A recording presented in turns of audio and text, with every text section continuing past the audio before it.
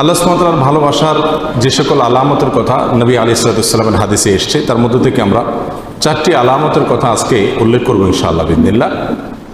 তার প্রথম আলামতটি প্রায় বেশিরভাগ হাদিসের কিতাবে বর্ণিত হয়েছে, যে রাসূল করিম সাল্লাল্লাহু আলাইহি ওয়াসাল্লাম ইরশাদ করেছেন, আল্লাহ সুবহানাহু ওয়া তাআলা যখন কোনো বান্দাকে ভালোবাসেন তখন তিনি জিবরিলকে নির্দেশ করে বলেন যে অমুকের তার আমলের কারণে, তার চিন্তাধারার কারণে, তার চলাফেরার বিশুদ্ধ উপায় এবং পদ্ধতির কারণে আমি তাকে ভালোবাসি।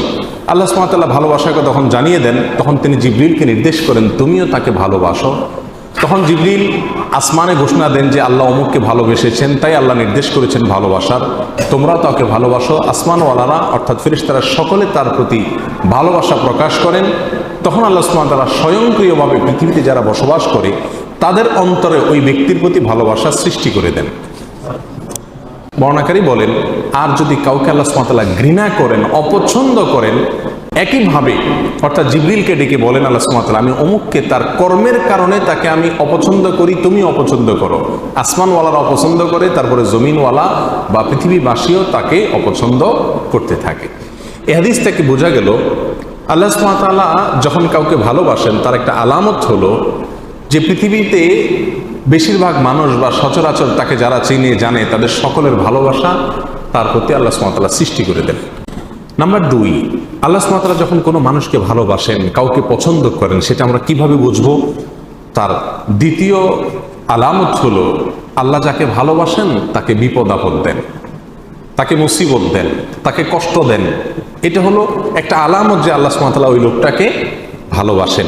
এ বিষয়ে সুনানে তিরমিজির এক হাদিসে আসছে, রাসূল আকরাম সাল্লাল্লাহু আলাইহি ওয়াসাল্লাম ইরশাদ করেছেন, ওয়া ইন্নাল্লাহা ইযা আহাব্বা কওমান ইবতালাহুম, আর যখন আল্লাহ সুবহানাহু ওয়া তাআলা কোনো মানুষকে, কোনো জাতিকে ভালোবাসেন তখন তাদের পরীক্ষা নেন, তাদেরকে মুসিবত দেন, কষ্ট দেন, রোগে শোকে অসুবিধায় ফেলে নানাভাবে আল্লাহ সুবহানাহু ওয়া তাআলা তাদেরকে পরীক্ষা করেন।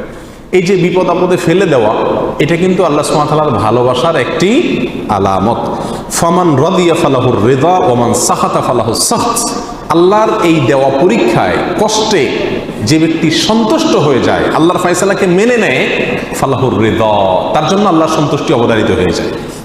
আর যে ব্যক্তি আল্লাহর এই ফয়সালায়, আল্লাহর এই কষ্ট দেওয়ায় সে অসন্তুষ্ট হয়ে যায়, আল্লাহর ফয়সালাকে মেনে নিতে পারে না, রিদা বিল কাদা, ইমানের গুরুত্বপূর্ণ একটা পয়েন্ট, এই বিষয়টি যে অর্জন করতে পারে না, বরং হাহুতাশ করে, অস্থির হয়ে যায়, গালমন্দ শুরু করে দেয়, আল্লাহর ফয়সালাকে সে অ্যাভয়েড করে, হ্যাঁ আল্লাহ আর লোক দেখে নেই, আমার উপরে সব বিপদ আসে, এই টাইপের কথাবার্তা বলে ফালাহুস সাখত, তখন ওই ব্যক্তির জন্য আল্লাহর পক্ষ থেকে অসন্তুষ্টি অবধারিত হয়ে যায়। আল্লাহ আমাদের মাফ করুন। আল্লাহ সুবহানাহু ওয়া তাআলা আমাদেরকে ভালোবাসেন, তার প্রমাণ হবে আল্লাহর পক্ষ থেকে আমাদের জীবনে ছোট বড় বিভিন্নভাবে পরীক্ষা নেওয়া।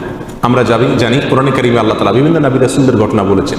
এর ভিতরে সবচেয়ে বেশি কঠিন পরীক্ষা যার জীবনে আসছে তিনি কোন নবী ছিলেন? ইব্রাহিম আলাইহিস সালাম। ইব্রাহিম আলাইহিস সালাম সম্পর্কে আল্লাহ সুবহানাহু ওয়া তাআলা কোরআনে কারিমে একাধিক জায়গায় বলেছেন কি কি পরীক্ষা নিয়েছেন। ওয়া ইয ইবতালা ইব্রাহিম, যখন আল্লাহ সুবহানাহু ওয়া তাআলা ইব্রাহিমের পরীক্ষা নিয়েছেন, ইব্রাহিমের পরীক্ষা আল্লাহ তাআলা নিয়েছেন। কেন ইব্রাহিমের পরীক্ষা নিয়েছেন? আল্লাহ তো ফেরাউনের পরীক্ষা নেন নাই, আল্লাহ তো বলেন না আল্লাহ নমরুদের পরীক্ষা নিয়েছেন, আল্লাহ এটা বলেন নাই কোরআনে কোথাও যে আল্লাহ আবু জাহালের পরীক্ষা নিয়েছেন, আবু লাহাবের পরীক্ষা নিয়েছেন। তারা তো স্টুডেন্টই না, তারা তো আল্লাহর বান্দাই না, নেককার বান্দাই না, মুমিন বান্দাই না, যার কারণে তাদের পরীক্ষা নেওয়ার প্রশ্ন নাই। যার জীবনে বিপদ আছে, ইমানদার যদি হয়ে থাকে তাহলে বুঝতে হবে সে আল্লাহর কাছে কোনো না কোনো কারণে প্রিয় হয়েছেন, আল্লাহ তাকে পরীক্ষা করছেন, বিধায় অস্থির এবং ব্যাকুল হওয়া যাবে না। আল্লাহ তাআলা আমাদের তৌফিক দান করুন। তাহলে দ্বিতীয় আলামতটি আমরা পেলাম আল্লাহর ভালোবাসা। তৃতীয়, আল্লাহ যখন আমাদের কাউকে ভালোবাসেন তার আলামত কি? এটা বড় জটিল আলামত, বড় কঠিন আলামত। তার আলামত হলো আল্লাহ সুবহানাহু ওয়া তাআলা তাকে দুনিয়া থেকে দূরে সরায় রাখেন, দুনিয়ার সাথে মিশে হাবুডুবু খেয়ে একাকার হয়ে যাওয়া থেকে আল্লাহ তাআলা হেফাজত করেন।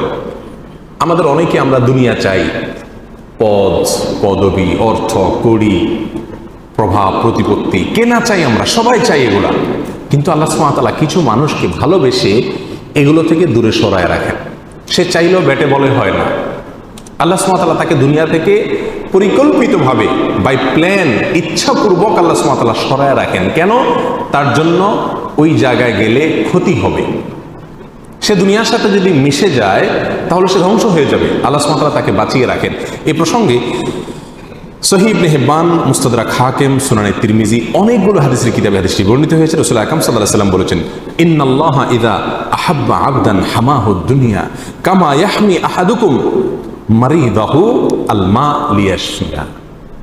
তোমাদের কেউ, তোমাদের প্রিয়জনরা অসুস্থ হলে যেই রোগে পানি টাচ করলে অসুবিধা হবে তাকে যেরকম পানি থেকে তোমরা বাঁচিয়ে রাখো, আল্লাহ যখন কোনো মানুষকে ভালোবাসেন তার আল্লাহর ভালোবাসার মানুষটাকে আল্লাহ তাআলা দুনিয়া থেকে এরকম বাঁচিয়ে রাখেন।